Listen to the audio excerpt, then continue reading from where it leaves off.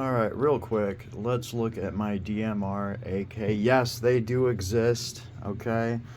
This AK would have been great just to throw a dot on it and use for home defense.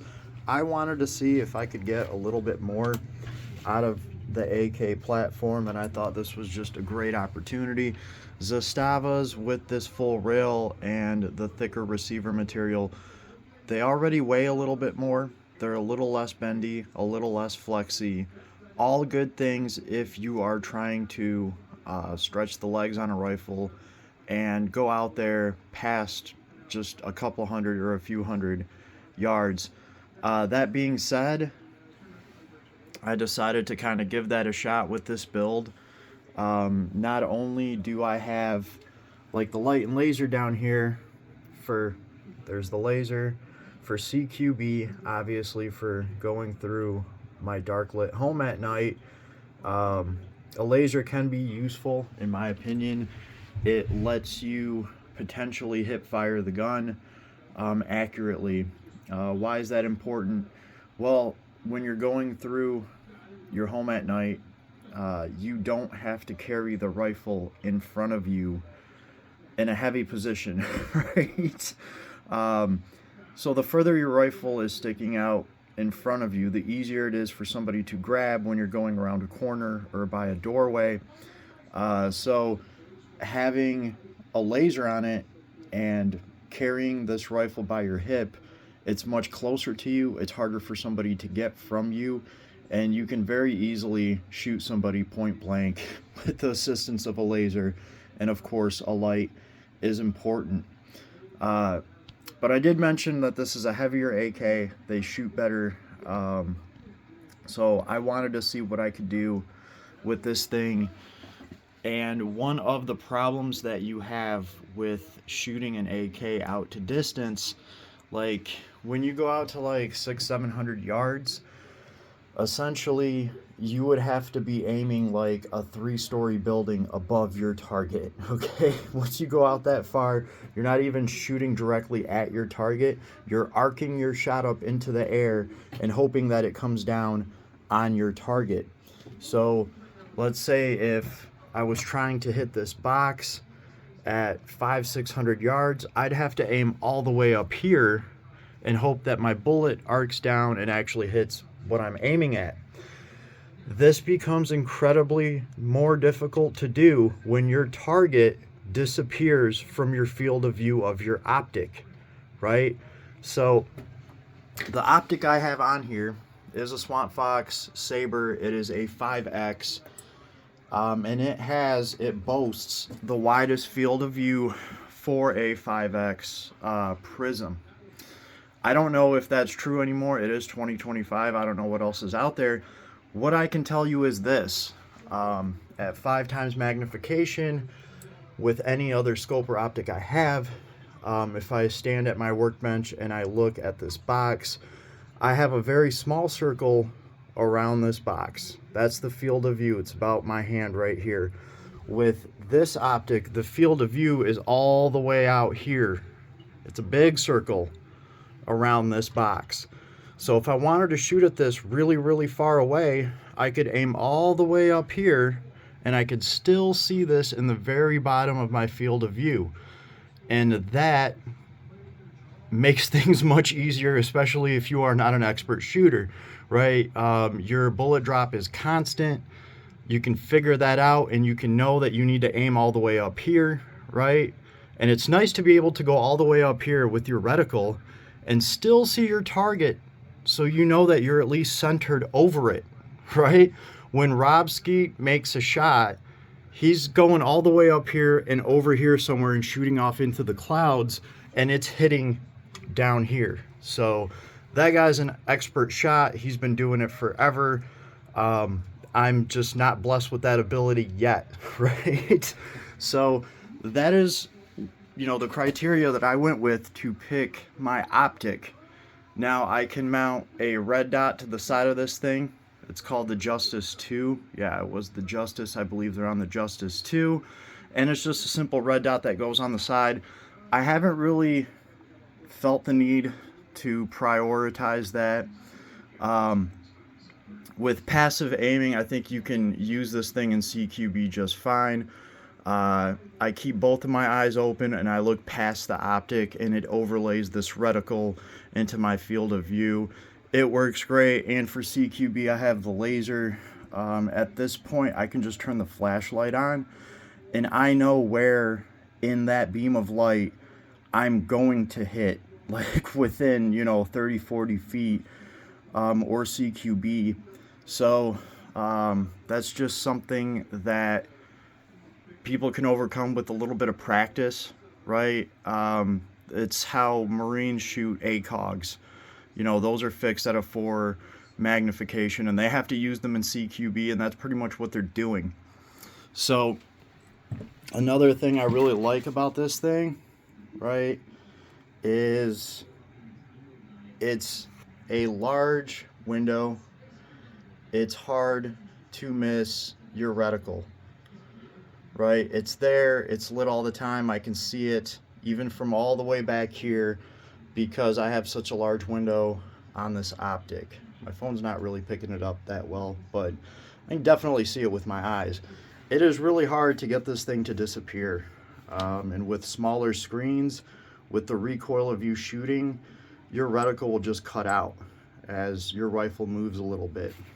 This rifle doesn't move that much because of how heavy it is, right? So as long as you have good weight management skills and you have the ability to deal with this weight properly, let's be real here. I'm not in Afghanistan. I'm not going to be carrying this rifle 25 miles before I use it to attack a terrorist compound. That's just not the case. That's not going to happen. This is a Castle Doctrine home defense rifle. And if I want to go out to the range and, shoot this thing out to distance, I can, just because of the optic that I've chose. It makes it much easier for me. And it's been pretty rugged and durable. I mean, I got marks on this thing. I have definitely some road rash on this thing. It's a heavier rifle. I've dropped it on this optic. This optic has never skipped a beat. Now, unfortunately, Swamp Fox never puts these things on sale. Probably because they don't really have that much competition. This is just one of these things where if you're looking for this wide field of view, it's one of the only optics you can pretty much get. So I was actually going to pick up another one of these for Black Friday, and they never went on sale. Still kind of ticked off about that. Right, aside from that, we can see that I have these barrel stilts. To me, it's just really important not only to be able to lean this rifle up against a wall, it's just as important for me to just be able to lean the rifle up against myself. Again, weight management. I can have a heavier rifle that shoots better because heavier rifles do, and I can hold on to that rifle, keep that rifle without actually having to bear the weight. And that's what I'm gonna do. This rifle pretty much stays just like this. I can let the sling out and actually sling it to myself and use it, but I don't find that I ever have to do that. And when me and my sons go to the range, it's really easy to pass a rifle like this. I'm, also very easy for me to operate the rifle, do whatever I need to do.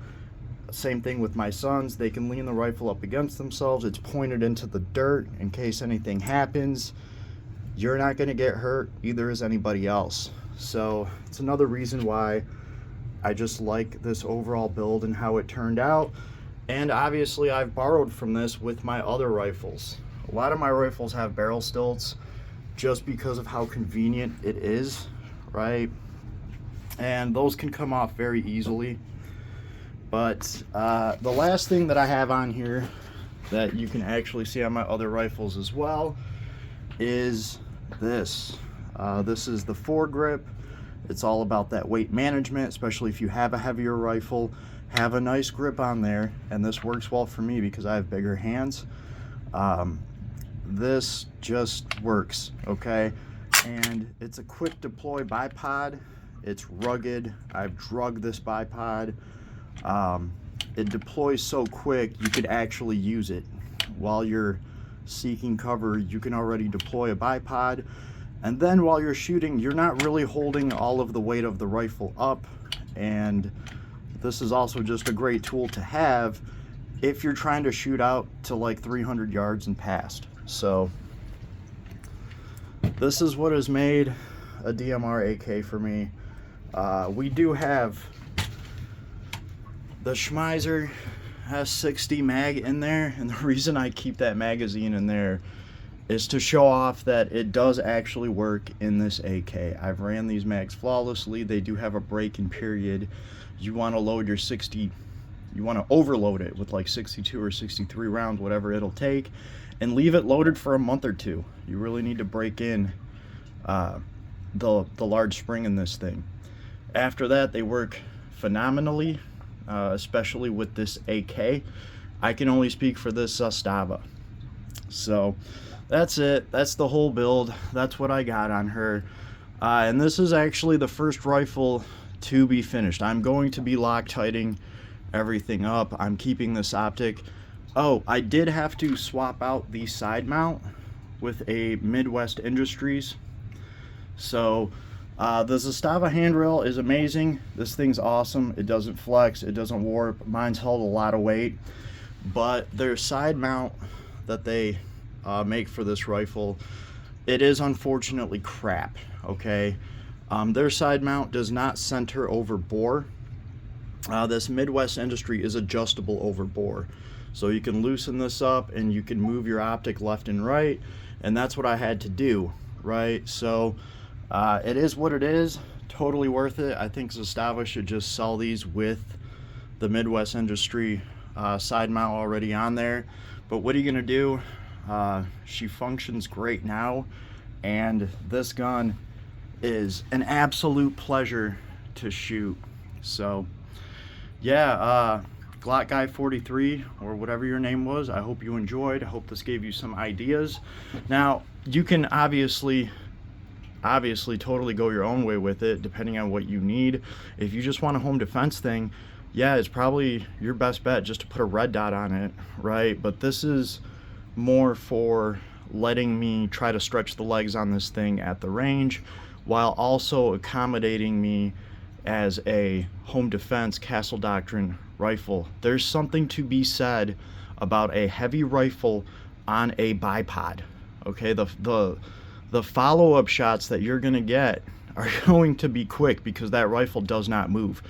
It stays on target, so you can light off a bunch of them without the barrel rise and your rifle moving everywhere and you having to fight as much recoil. So yeah, that is one of the large advantages that a Zastava being more heavy and a little bit more stable. There's an advantage for the Zastava in that case scenario. Other AKs that are lighter are going to be easier to carry. So it is what it is. I will gladly take this trade-off, especially on the civilian side of things. This rifle has been an absolute blast. We are over 3,000 rounds on this Zastava, and I don't even know what it's like to clean a malfunction or a stovepipe out of this rifle. I have no idea. I've never had to do it.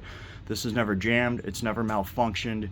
I run, you know, brass case through it, so it does work with steel case. I tried that right when I got the rifle just to make sure it would run them, but I just stick with the brass, and why wouldn't I, right? Right, when you have such a low failure rate, I'm just gonna keep doing what I'm doing.